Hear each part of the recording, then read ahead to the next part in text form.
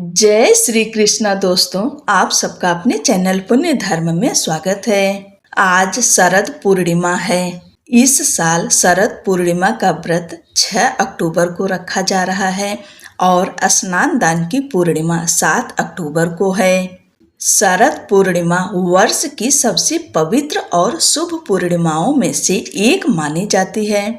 इस दिन चंद्रमा अपनी संपूर्ण कलाओं से युक्त होकर पृथ्वी पर अमृत की वर्षा करता है। ऐसा विश्वास है कि इस रात चंद्रमा की किरणों में दिव्य औषधि शक्ति होती है, जो शरीर और मन दोनों को पवित्र करती है। हिंदू धर्म में यह दिन देवी लक्ष्मी के पूजन और कोजागरी व्रत के रूप में प्रसिद्ध है। कहा जाता है कि इस रात माँ लक्ष्मी स्वयं पृथ्वी पर विचरण करती हैं और जो व्यक्ति जागरण कर भक्ति भाव से उनका पूजन करता है उसे धन, सौभाग्य और समृद्धि का आशीर्वाद प्राप्त होता है। शरद पूर्णिमा की रात को खीर बनाकर चंद्रमा की रोशनी में रखने और प्रातः प्रसाद के रूप में ग्रहण करने की परंपरा है, जिसे अमृत तुल्य माना जाता है। यह कथा न केवल भक्ति और श्रद्धा का प्रतीक है, बल्कि यह हमें जीवन में संयम, जागरूकता और ईश्वर के प्रति अटूट विश्वास की प्रेरणा भी देता है। आप सब आज की रात यानी 6 अक्टूबर की रात को ही खीर बनाकर चंद्रमा की रोशनी में रखेंगे। 7 अक्टूबर को नहीं रखेंगे, क्योंकि 6 अक्टूबर को ही रात्रि के समय पूर्णिमा विद्यमान रहेगी। इसलिए आज के दिन आप सब खीर अवश्य रखिएगा। उसे ब्रह्म मुहूर्त में स्नान करके घर के सभी सदस्य अवश्य ग्रहण करेंगे। और इसी के साथ में आप सब पूर्णिमा व्रत कथा अवश्य सुनिए। माना जाता है कि पूर्णिमा का व्रत करना बहुत ही शुभ होता है। अगर किसी कारणवश आप व्रत नहीं रख रहे हैं तो भी आज के दिन पूर्णिमा व्रत कथा अवश्य सुननी चाहिए। पूर्णमासी व्रत कथा। द्वापर युग में एक समय की बात है कि यशोदा जी ने श्री कृष्ण से कहा, हे कृष्ण, तुम सारे संसार के उत्पन्न करता, पोषक तथा उसके संहार करता हो। आज कोई ऐसा व्रत मुझसे कहो जिसके करने से मृत्यु लोक में स्त्रियों को विधवा होने का भय न रहे तथा यह व्रत सभी मनुष्यों की मनोकामनाएं पूर्ण करने वाला हो। श्री कृष्ण कहने लगे, हे माता, तुमने अति सुंदर प्रश्न किया है। मैं तुमसे ऐसे ही व्रत को सविस्तार कहता हूँ। सौभाग्य की प्राप्ति के लिए स्त्रियों को 32 पूर्णमासियों का व्रत करना चाहिए। इस व्रत के करने से स्त्रियों को सौभाग्य संपत्ति मिलती है। यह व्रत अचल सौभाग्य देने वाला एवं भगवान शिव के प्रति मनुष्य मात्र की भक्ति को बढ़ाने वाला है। यशोदा जी कहने लगी, हे कृष्ण, सर्वप्रथम इस व्रत को मृत्यु लोक में किसने किया था? इसके विषय में विस्तार पूर्वक मुझसे कहो। श्री कृष्ण जी कहने लगे, इस भूमंडल पर एक अत्यंत प्रसिद्ध राजा चंद्रहास से पालित अनेक प्रकार के रत्नों से परिपूर्ण कातिका नाम की एक नगरी थी। वहां पर धनेश्वर नाम का एक ब्राह्मण रहता था और उसकी स्त्री अति सुशीला रूपवती थी। दोनों ही उस नगरी में बड़े प्रेम के साथ रहते थे। घर में धन धान्य आदि की कमी नहीं थी। उनको एक बड़ा दुख था कि उनके कोई संतान नहीं थी। इस दुख से वह अत्यंत दुखी रहते थे। एक समय एक बड़ा तपस्वी योगी उस नगरी में आया। वह योगी उस ब्राह्मण के घर को छोड़कर अन्य घरों से भिक्षा लाकर भोजन किया करता था। रूपवती से वह भिक्षा नहीं लिया करता था। उस योगी ने एक दिन रूपवती से भिक्षा न लेकर किसी अन्य घर से भिक्षा लेकर गंगा किनारे जाकर भिक्षान्न होकर प्रेम पूर्वक खा रहा था कि धनेश्वर ने योगी का यह सब कार्य किसी प्रकार से देख लिया।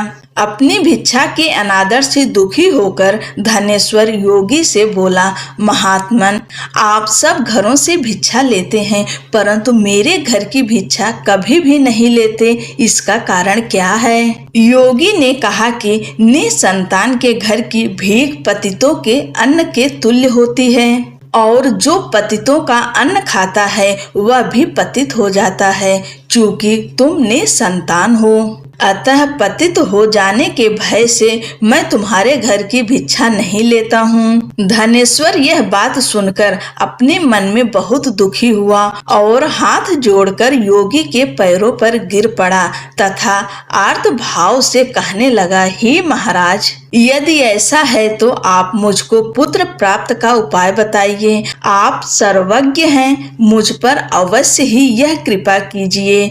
धन की मेरे घर में कोई कमी नहीं है परंतु मैं पुत्र न होने के कारण अत्यंत दुखी हूँ। आप मेरे इस दुख का हरण करें, आप सामर्थ्यवान हैं। यह सुनकर योगी कहने लगे, हे ब्राह्मण, तुम चंडी की आराधना करो। घर आकर उसने अपनी स्त्री से सब वृत्तांत कहा और स्वयं तप के निमित्त वन में चला गया। वन में जाकर उसने चंडी की उपासना की और उपवास किया। चंडी ने 16वें दिन उसको स्वप्न में दर्शन दिया और कहा, हे धनेश्वर, जा तेरे पुत्र होगा परंतु वह 16 वर्ष की आयु में ही मृत्यु को प्राप्त हो जाएगा। यदि तुम दोनों स्त्री पुरुष 32 पूर्णमासियों का व्रत विधि पूर्वक करोगे तो वह दीर्घायु होगा।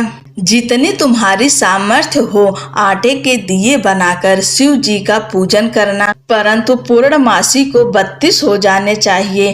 प्रातः काल होने पर इस स्थान के समीप ही तुम्हें एक आम का वृक्ष दिखाई देगा। उस पर तुम चढ़कर एक फल तोड़कर शीघ्र अपने घर ले जाना। अपनी स्त्री से सब वृत्तांत कहना।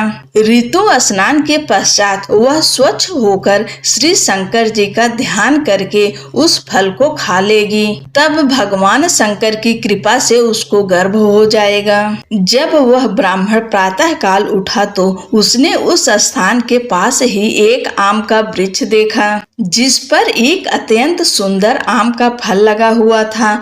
उस ब्राह्मण ने उस आम के वृक्ष पर चढ़कर उस फल को तोड़ने का प्रयत्न किया परंतु वृक्ष पर कई बार प्रयत्न करने पर भी वह न चढ़ पाया। तब तो उस ब्राह्मण को बहुत चिंता हुई और विघ्न विनाशक श्री गणेश जी की वंदना करने लगा। हे दयानिधे, अपने भक्तों के विघ्नों का नाश करके उनके मंगल कार्य को करने वाले, दुष्टों का नाश करने वाले, रिद्धि सिद्धि को देने वाले, आप मुझ पर कृपा करके इतना बल दें कि मैं अपने मनोरथ को पूर्ण कर सकूं। इस प्रकार गणेश जी की प्रार्थना करने पर उनकी कृपा से धनेश्वर वृक्ष पर चढ़ गया और उसने एक अति सुंदर आम का फल देखा। उसने विचार किया कि जो वरदान से फल मिला था वह यह है और कोई फल दिखाई नहीं देता।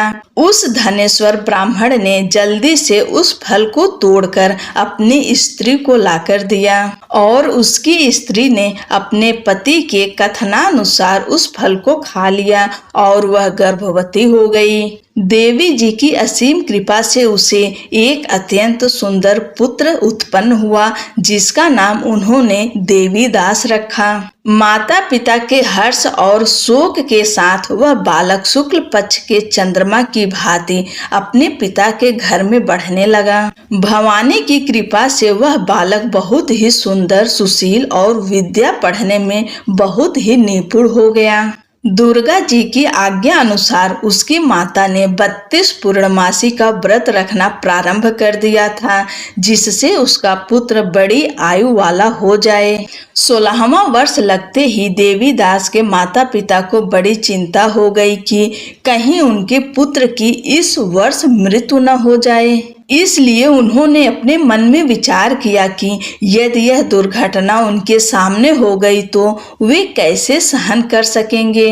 अस्तु उन्होंने देवीदास के मामा को बुलाया और कहा कि हमारी इच्छा है कि देवीदास 1 वर्ष तक काशी में जाकर विद्या अध्ययन करें और उसको अकेला भी नहीं छोड़ना चाहिए। इसलिए साथ में तुम चले जाओ और 1 वर्ष के पश्चात इसको वापस लौटा लाना। सब प्रबंध करके उसके माता पिता ने काशी जाने के लिए देवीदास को एक घोड़े पर बैठाकर उसके मामा को उसके साथ कर दिया। किंतु यह बात उसके मामा या किसी और से नहीं कही। धनेश्वर ने सपत्नीक अपने पुत्र की मंगल कामना तथा दीर्घायु के लिए भगवती दुर्गा की आराधना और पूर्णमासियों का व्रत करना आरंभ कर दिया। इस प्रकार बराबर 32 पूर्णमासी का व्रत पूरा किया। कुछ समय पश्चात एक दिन वह दोनों मामा और भांजा मार्ग में रात्रि बिताने के लिए किसी ग्राम में ठहरे हुए थे। उस दिन उस गांव में एक ब्राह्मण की अत्यंत सुंदरी, सुशीला, विदुषी और गुणवती कन्या का विवाह होने वाला था। जिस धर्मशाला के अंदर वर और उसकी बारात ठहरी हुई थी, उसी धर्मशाला में देवीदास और उसके मामा भी ठहरे हुए थे। संयोगवश कन्या को तेल आदि चढ़ाकर मंडप आदि का कृत्य किया गया तो लग्न के समय वर को धनुर्वात हो गया। अस्तु वर के पिता ने अपने कुटुंबियों से परामर्श करके निश्चय किया कि यह देवीदास मेरे पुत्र जैसा ही सुंदर है, मैं इसके साथ ही लग्न करा दूं और बाद में विवाह के अन्य कार्य मेरे लड़के के साथ हो जाएगा। यह सोचकर देवीदास के मामा से जाकर बोला कि तुम थोड़ी देर के लिए अपने भांजे को हमें दे दो, जिससे विवाह के लग्न का सब कृत्य सुचारू रूप से हो सके।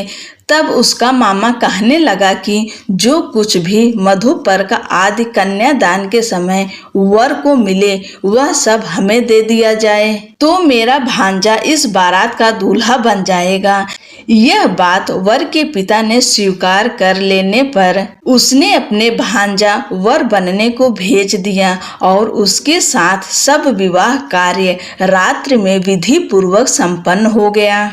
पत्नी के साथ वह भोजन न कर सका। वह एकांत में सोचने लगा कि न जाने यह कैसी स्त्री होगी। वह एकांत में इसी सोच में गरम निश्वास छोड़ने लगा तथा उसकी आंखों में आंसू भी आ गए। तब वधू ने पूछा कि क्या बात है, आप इतने उदासीन व दुखी क्यों हो रहे हैं? तब उसने सब बातें जो वर के पिता व उसके मामा से हुई थी उसको बतला दी। तब कन्या कहने लगी कि यह ब्रह्म विवाह के विपरीत कैसे हो सकता है। देव, ब्राह्मण और अग्नि के सामने मैंने आपको ही अपना पति बनाया है, इसलिए आप ही मेरे पति हैं। मैं आपकी ही पत्नी रहूंगी, किसी अन्य की कदापि नहीं। तब देवीदास ने कहा, ऐसा मत करिए क्योंकि मेरी आयु बहुत थोड़ी है। मेरे पश्चात आपकी क्या गति होगी, इन बातों को अच्छी तरह विचार कर लो। परंतु वह दृढ़ विचार वाली थी, बोली कि जो आपकी गति होगी वही मेरी गति होगी। हे स्वामी, आप उठिए और भोजन करिए, आप निश्चय ही भूखे होंगे। इसके बाद देवीदास और उसकी पत्नी दोनों ने भोजन किया तथा शेष रात्रि वे सोते रहे। प्रातःकाल देवीदास ने अपनी पत्नी को 3 नगों से जड़ी हुई एक अंगूठी दी, एक रुमाल दिया और बोला, हे प्रिय, इसे लो और संकेत समझकर स्थिर चित्त हो जाओ।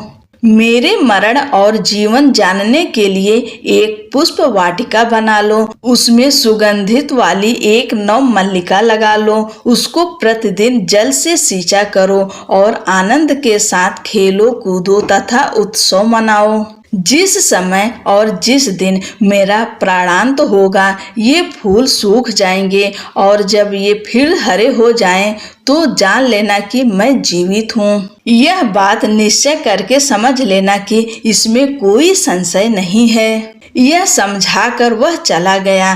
प्रातः काल होते ही वहां पर गाजे बाजे बजने लगे और जिस समय विवाह के कार्य समाप्त करने के लिए वर तथा सब बाराती मंडप में आए तो कन्या ने वर को भली प्रकार से देखकर अपने पिता से कहा कि यह मेरा पति नहीं है। मेरा पति वही है जिसके साथ रात्रि में मेरा पाणी ग्रहण हुआ था। इसके साथ मेरा विवाह नहीं हुआ है। यदि यह वही है तो बताए कि मैंने इसको क्या दिया। मधुपर्क और कन्यादान के समय जो मैंने भूषणादि दिए थे उन्हें दिखाए तथा रात में मैंने क्या गुप्त बातें कही थी वह सब सुनाए। पिता ने उसके कथा अनुसार वर को बुलवाया। कन्या की यह सब बातें सुनकर वह कहने लगा कि मैं कुछ नहीं जानता। इसके पश्चात लज्जित होकर वह अपना समूह लेकर चला गया और सारी बारात भी अपमानित होकर वहां से लौट गई। भगवान श्री कृष्ण बोले, हे माता, इस प्रकार देवीदास काशी विद्या अध्ययन के लिए चला गया। जब कुछ समय बीत गया तो काल से प्रेरित होकर एक सर्प रात्रि के समय उसको डसने के लिए वहां पर आया।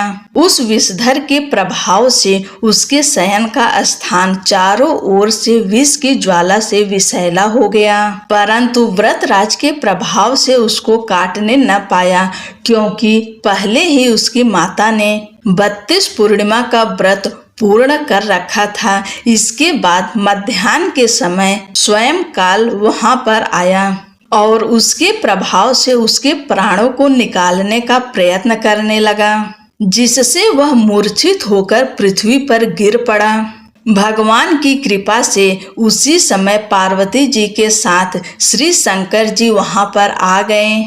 उसको मूर्छित दशा में देखकर पार्वती जी ने भगवान शंकर से प्रार्थना की कि हे महाराज, इस बालक की माता ने पहले 32 पूर्णिमा का व्रत किया था, जिसके प्रभाव से हे भगवान आप इसको प्राण दान दें। भवानी के कहने पर भक्त वत्सल भगवान श्री शिव जी ने उसको प्राण दान दे दिए। इस व्रत के प्रभाव से काल को भी पीछे हटना पड़ा और देवीदास स्वस्थ होकर बैठ गया। उधर उसकी स्त्री उसके काल की प्रतीक्षा किया करती थी। जब उसने देखा कि उस पुष्प वाटिका में पत्र पुष्प कुछ भी नहीं रहे तो उसको अत्यंत आश्चर्य हुआ और जब वह वैसे ही हरी भरी हो गई तो वह जान गई कि वह जीवित हो गए हैं। यह देखकर वह बहुत प्रसन्न मन से अपने पिता से कहने लगी, हे पिताजी, मेरे पति जीवित हैं, आप उनको ढूंढिए। जब 16वां वर्ष व्यतीत हो गया तो देवीदास भी अपने मामा के साथ काशी से चल दिया। इधर उसे ससुर उसको ढूंढने के लिए अपने घर से जाने वाले ही थे कि वह दोनों मामा भांजा वहां पर आ गए। उसको आया देखकर उसका ससुर बड़ी प्रसन्नता के साथ अपने घर ले आया। उस समय नगर के निवासी भी वहां इकट्ठे हो गए और सबने निश्चय किया कि अवश्य ही इसी बालक के साथ इस कन्या का विवाह हुआ था। उस बालक को जब कन्या ने देखा तो पहचान लिया और कहा कि यह तो वही है जो संकेत करके गया था। तदुपरांत सभी कहने लगे कि भला हुआ जो यह आ गया और सब नगरवासियों ने आनंद मनाया। कुछ दिन बाद देवीदास अपनी पत्नी और मामा के साथ अपने ससुर के घर से बहुत सा उपहार आदि लेकर अपने घर के लिए प्रस्थान किया। जब वह अपने गांव के निकट आ गया तो कई लोगों ने उसको देखकर उसके माता पिता को पहले ही जाकर खबर दे दी कि तुम्हारा पुत्र देवीदास अपनी पत्नी और मामा के साथ आ रहा है। ऐसा समाचार सुनकर पहले तो उन्हें विश्वास ही नहीं हुआ, किंतु जब और लोगों ने भी आकर उनकी बात का समर्थन किया तो उनको बड़ा आश्चर्य हुआ। लेकिन थोड़ी देर में देवी दास ने आकर अपने माता पिता के चरणों में अपना सिर रखकर प्रणाम किया और उसकी पत्नी ने अपने सास ससुर के चरणों को स्पर्श किया तो माता पिता ने अपने पुत्र और पुत्र वधू को अपने हृदय से लगा लिया और दोनों की आंखों में प्रेमाश्रु बह चले। अपने पुत्र और पुत्र वधू के आने की खुशी में धनेश्वर ने बड़ा भारी उत्सव किया और ब्राह्मणों को भी बहुत सा दान दक्षिणा देकर प्रसन्न किया। श्री कृष्ण जी कहने लगे कि इस प्रकार धनेश्वर 32 पूर्णिमाओं के व्रत के प्रभाव से पुत्रवान हो गया। जो भी स्त्रियां इस व्रत को करती हैं वे जन्म जन्मांतर में वैधव्य का दुख नहीं भोगती और सदैव सौभाग्यवती रहती हैं। यह मेरा वचन है, इसमें कोई संदेह नहीं मानना। यह व्रत पुत्र पौत्र को देने वाला तथा संपूर्ण कामनाओं को पूर्ण करने वाला है।